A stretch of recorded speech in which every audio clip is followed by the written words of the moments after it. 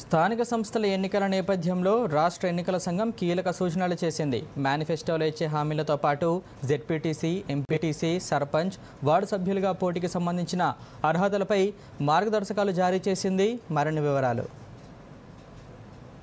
నామినేషన్ల పరిశీలన తేదీ నాటికి 21 ఏళ్లు నిండి ఉన్నవారే తెలంగాణ గ్రామీణ, స్థానిక సంస్థల ఎన్నికల్లో పోటీ చేసేందుకు అర్హులని రాష్ట్ర ఎన్నికల సంఘం పేర్కొంది. పోటీ చేసే గ్రామం, ప్రాదేశిక నియోజకవర్గంలో అభ్యర్థులు ఓటు హక్కును కలిగి ఉండాలని సూచించింది. జెడ్పీటీసీ, ఎంపీటీసీ, సర్పంచ్, వార్డు సభ్యులుగా పోటీకి సంబంధించిన అర్హతలపై మార్గదర్శకాలను నిర్దేశించింది. అంగన్వాడీ కార్యకర్తలు, గ్రామ సేవకులు, కేంద్ర రాష్ట్ర ప్రభుత్వ ఉద్యోగులు, ఎయిడెడ్ సంస్థలు, స్థానిక సంస్థల్లో పనిచేసేవారు పోటీకి అనర్హులని తెలిపింది.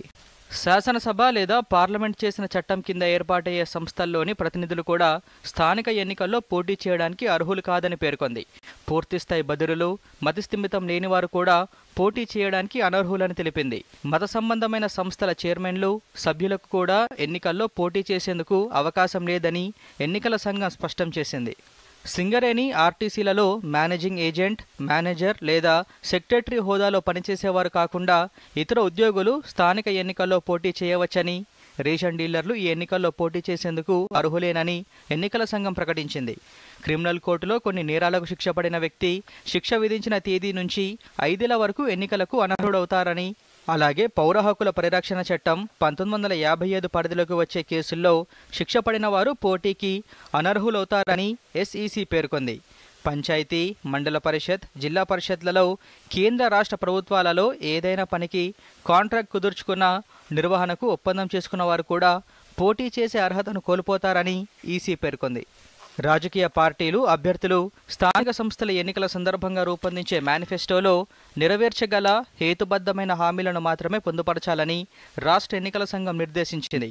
హామీలను నెరవేర్చేందుకు అవసరమైన ఆర్థిక వనరులను సమకూర్చుకునే మార్గాలను కూడా విస్తృతంగా సూచించాలని స్పష్టం చేసింది. ఓటర్లపై అనవసర ప్రభావాన్ని చూపే వాగ్దానాలను నివారించాలని పేర్కొంది. రాజ్యాంగ ఆదర్శాలకు విరుద్ధమైన ఎన్నికల ప్రవర్తన నియమావళిలో ఇతర నిబంధనలకు వ్యతిరేకంగా ఉండే హామీలు ఇవ్వొద్దని తాజా మార్గదర్శకాల్లో పేర్కొంది. స్థానిక సంస్థల ఎన్నికల్లో ఓటర్లపై అనుచిత ప్రభావాన్ని నివారించేందుకు అధికార, రాజకీయ హోదాలు ఉన్నవారిని పోలింగ్, కౌంటింగ్ ఏజెంట్లుగా నియమించొద్దని ఎస్ఈసీ ఆదేశించింది. కేంద్ర రాష్ట్ర మంత్రులు, ఎంపీలు, ఎమ్మెల్యేలు, ఎమ్మెల్సీలు, మేయర్లు, డిప్యూటీ మేయర్లు, పురపాలిక, జిల్లా ప్రజాపరిషత్, మండల ప్రజాపరిషత్, జాతీయ, రాష్ట్ర, జిల్లా సహకార సంస్థల చైర్పర్సన్లు, వైస్ చైర్పర్సన్లు, కార్పొరేటర్లు, కౌన్సిలర్లను ఏజెంట్లుగా పెట్టవద్దని రాష్ట్ర ఎన్నికల సంఘం తాజాగా జారీ చేసిన మార్గదర్శకాల్లో పేర్కొంది. Bureau report, Doordarshan news.